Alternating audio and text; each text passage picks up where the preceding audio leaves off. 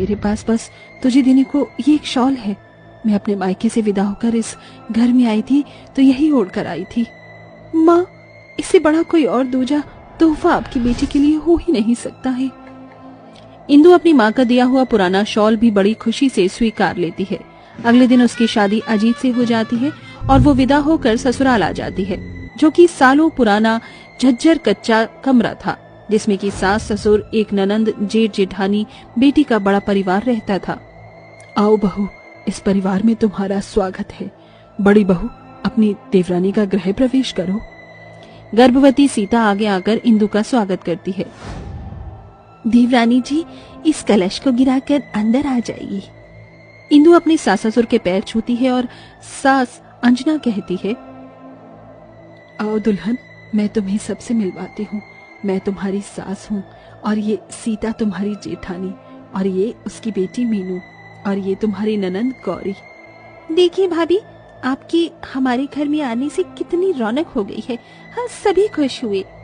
इंदु के ससुराल वाले यूं तो बड़े ही गरीब थे, उनके पास एक ढंग का बिछौना तक भी नहीं था, मगर वो सभी बड़े ही दिलदार थे, जिससे इंदु सभी को खुशी से स्वीकार लेती है। अगली सुबह, अजीत जल्दी कर, अनाज का ट्रक आ गया होगा, सारी बोरियां हमें ही उतारनी है। बस भैया, चल रहा हूँ। इंदु, मेरा टिफिन ले आओ। जी लाई, ये लीजिए।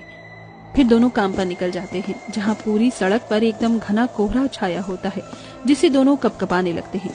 अरे बाप रे बाप, ये एकदम से इतनी कड़ाके की ठंड कैसे पड़ गई? मुझे भी बड़ी ठंड लग रही है भैया, चलो ना घर चलते हैं।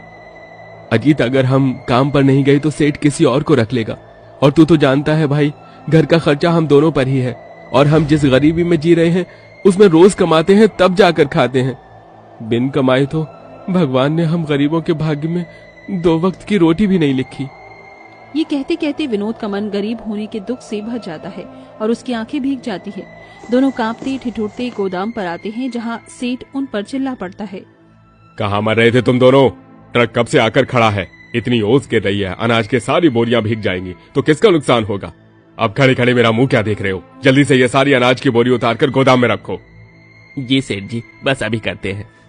दोनों भाई भारी भरकम बोरियां उतार कर अंदर रखते हैं। अरे कछुए की तरह हाथ क्यों चला रहे हो? सारी अनाज की बोरी एक तरफ लाइन में लगा दो और फिर गोदाम की अच्छे से सफाई भी कर देना। सेठ जी, इन बोरियों का क्या करना है? अरे ये कटी फटी बोरियों का मैं क्या करूंगा?